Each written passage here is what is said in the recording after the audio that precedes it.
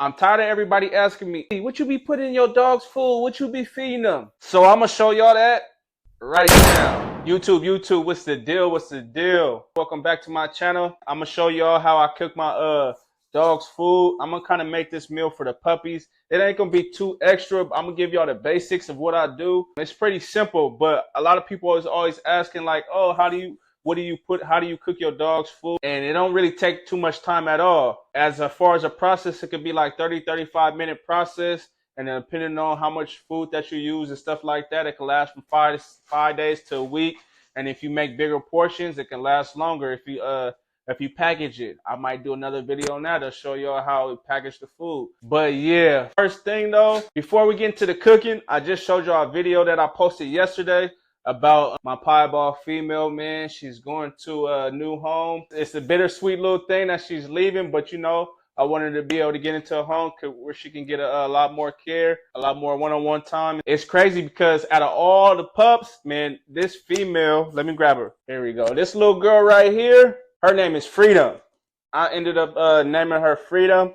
So when I say I ended up naming her Freedom, that means she's staying in the camp, but she will be just for a co-own, man. So she will be staying in the camp to where I'll be able to have some puppies off of her. Y'all stay tuned on that, man. If you're looking for some pups in the future, off of this girl right here, Freedom from OP Bullies. Y'all already know, man. Y'all be looking out for the updates. I'm definitely gonna have to breed her to some fire. And no cap, man, she show quality. She got the best structure out of all the pups. Best fronts, best rear, best top line. I just know she's pretty much gonna probably be the smallest. She's gonna be muscled up and lean and stuff like that. But yeah, I'm gonna definitely miss her, man. She got the best temperament out of everybody too. She chill. She don't do too much barking. You know, she's a chewer though. She like to chew up some stuff. But it ain't that bad. But yeah, I just want to keep y'all updated and let y'all know, man. She's staying with the camp. I ain't gonna say she's staying with the camp. I'm just saying I'ma still be able to implement her into the camp, man. I'm be able to have some puppies off of her. But yeah, so y'all stay tuned for that. I'm definitely excited for her future. So back to this food though. So when it comes to these puppies, you want to have their food dense. You want a dense meal. As far as the cooked food, it's pretty healthy. The dogs stay pretty lean. So you have to make sure that you keep things pretty keep the food dense and you add in certain little stuff. So I like to add in the sweet potatoes. So you can either chop these yourself or you could go ahead and add in the frozen sweet potatoes, which is pretty good. I also use brown rice. I'm not going to cook the food right now with the brown rice. Sometimes I do it separately. Sometimes I put it in. I already got the brown rice cooked right now. As far as the meat, I just use the 73% lean meat. And look, man, so what I use a pressure cooker. So if using like a hot pot or a crock pot, man, you'll be all day trying to cook that food, man. People would be on tight schedules. So I know everybody is just trying to hurry up and knock out the food, man. They ain't trying to be waiting all day cooking some dog's food and stuff like that. And just people just don't be having time. So that's how I came up with the method with the pressure cooker. I first started off with cooking it on the stove, which cooking it on the stove wasn't going to be smart. I ain't going to say it wasn't going to be smart, but that was going to take a longer time than cooking in the pressure cooker. If y'all want to know where I be getting my items from, I do got an old video, so you could go ahead and check out my old video. Speaking on the items, I think the video is like dog's food under $30. I'm going to go ahead and cut these yams up real quick. Like I was saying, this as far as a portion, this is pretty much like a smaller portion. I'm not making like a real big meal right now. I'm just trying to do something to show I can be able to show y'all, you know, how I cook their meals and stuff. Like I said, it's simple and it's a lot healthier, man. It's work, but man, this stuff is better than kibble. So if you ever have dogs with yeast issues, so if your dogs ever have yeast issues, right? What you don't want to do is feed them hella carbs. What you'll have to do is back up on the rice. You don't want to put rice in there. Some people be using pastas and oatmeal and all that stuff, oats. You don't want to feed them too much carbs because then it'll feed the yeast. And the yeast for dogs is like, they'll have itchy, scratchy ears. They'll turn black. You'll start seeing some black stuff in their ear and stuff like that. And it'll build up. So that could be yeast. You can look at their paws will be red, and you even look at the dog's nails, you'll see the tips will be red. Maybe you might see red irritation on their skin. So for stuff like that, that's yeast. That's what you want to avoid when it comes to trying to feed the dog healthy. So what I noticed is when I was feeding the kibble and stuff like that, the dogs was getting yeast issues, or if the yeast issue came from something else, then the kibble, it was feeding the yeast, and so it was enhancing everything. And trust me, when your dogs have yeast issues, you're gonna know it's gonna be a lot of itching, scratching. They'll scratch their ears until it bleed and stuff like that, and you don't want that happening. And it is sometimes it can be difficult to get rid of, and we'll be shooting to the vet and trying to deal with the vet, and they just taking our money because they ain't really fixing the problem.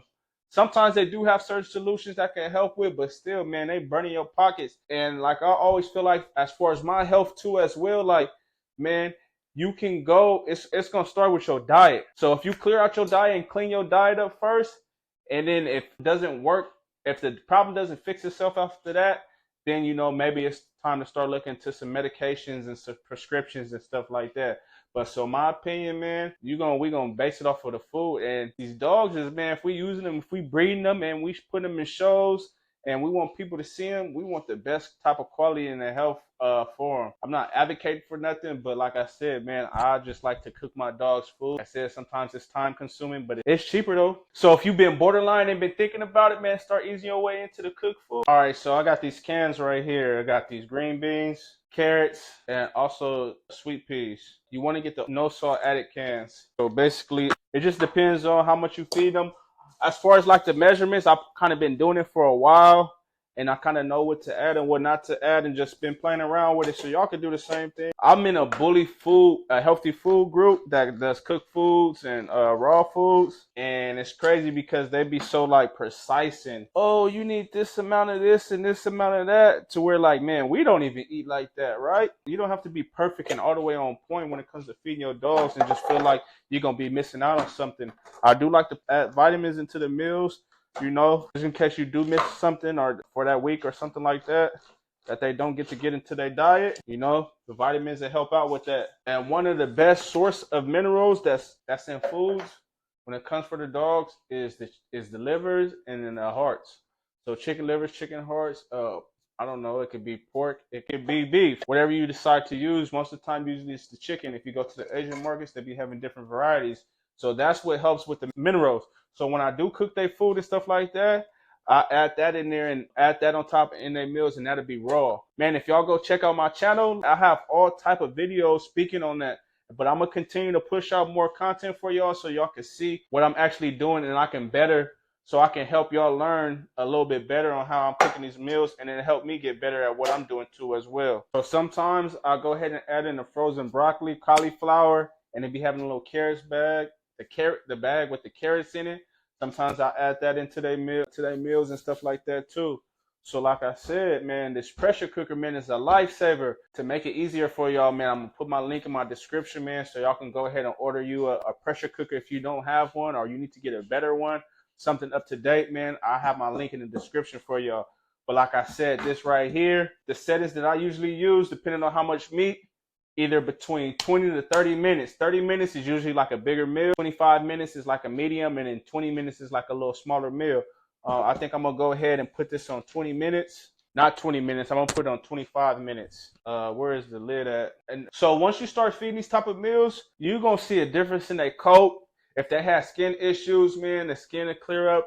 Skin to get better. It's a lot of remedies that you can use too. Apple cider vinegar is a good remedy for helping with dog skins. Yeah, I'll have a few little things that I learned myself, man, that I'll be able to teach y'all, stuff like that. Let me go ahead and put this on 25 minutes. Boom. So this is gonna run. Usually I'll warm up first for a little bit, and then that counter 25 minutes to be on.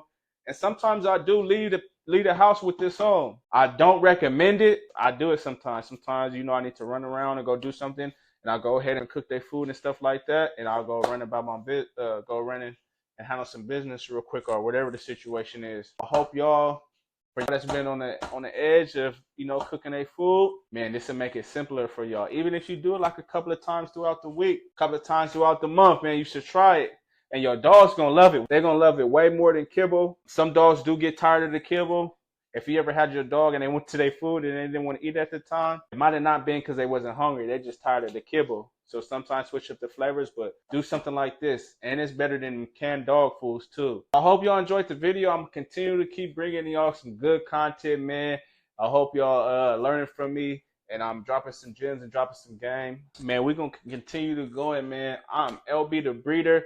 We on a road to 1,000 subscribers. I think today I was at 720. We need 280 more, man. So like, comment, share the content, man. If y'all learning from me, I'm going to bring it all to y'all. I appreciate y'all that's been rocking me for the beginning of my journey, following me my journey of being a breeder, bringing y'all to my life, and I'm bringing y'all to my household too, man.